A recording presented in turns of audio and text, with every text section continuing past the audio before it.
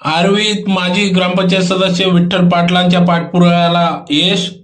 डोंगरी विकास योजनेअंतर्गत 13 लाख रुपये कामाचा खासदार शोभा बच्छाव यांच्या हस्ते शुभारंभ.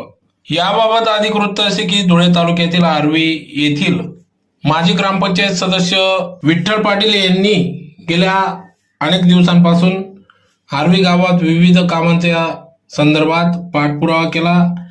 निधी उपलब्ध व्हावा, रस्ता, गटार, पथदिवे या कामांसाठी निधी उपलब्ध व्हावा यासाठी खासदार डॉक्टर शोभा बच्छाव यांच्याकडे पाठपुरावा केला.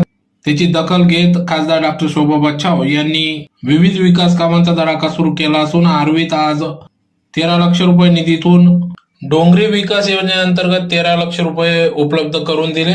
त्या कामाचा शुभारंभ आज करण्यात आला. धुळे तालुक्यातील आर्वी येथील योगेश्वर कॉलनीमध्ये अनेक वर्षापासून पावसाचे पाणी तुंबत होते. या ठिकाणी चिखल जमत असल्याने नागरिकांना नाहक त्रासाला सामोरे जावे लागत होते आणि हा रस्ता अनेक वर्षापासून प्रलंबित होता.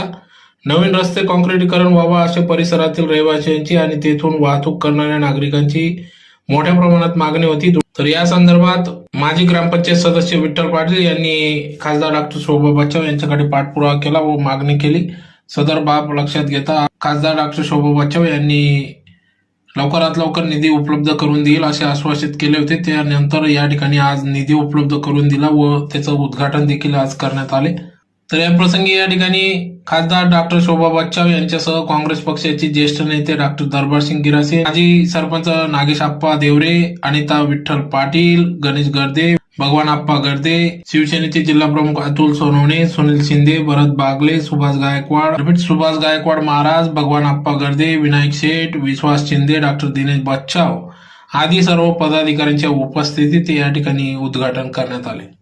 कॉलनी परिसरात कोणता प्रकार आतापर्यंत विकास झालेला नाही. त्यामुळे पाठपुराव्यामुळे मॅडमांनी 13 लाख रुपये मंजूर केले. मॅडमांनी त्यांच्या आर्वी ग्रामपंचायत हार्दिक अभिनंदन करतो. आम्ही याच्यापुढे पण भरपूर कामं मंजूर करणार आहेत. आपल्या आर्वी गावात अंगणवाडी झाला, शौचालय झाले, अशा अनेक प्रकार सिंचनाचा विषय आपलं त्याच्यामुळे आर्वी ग्रामपंचायत तर्फे भाषण करण्याच्या ऐवजी मी तुम्हाला आमच्या गावाच्या 2-3 समस्या सांगणार आहे.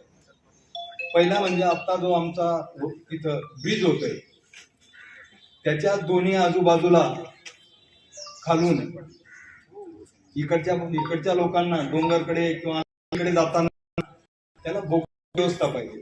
आणि तसंच आमचा आराध्य दैवत रोकडोबा मंदिर आहे तिथपर्यंत सर्व्हिस रोड काहीही करून तुम्ही तुमची ताकद वापरून आम्हाला तो करून द्यावा. मी ग्रामस्थांच्या वतीने तुम्हाला विनंती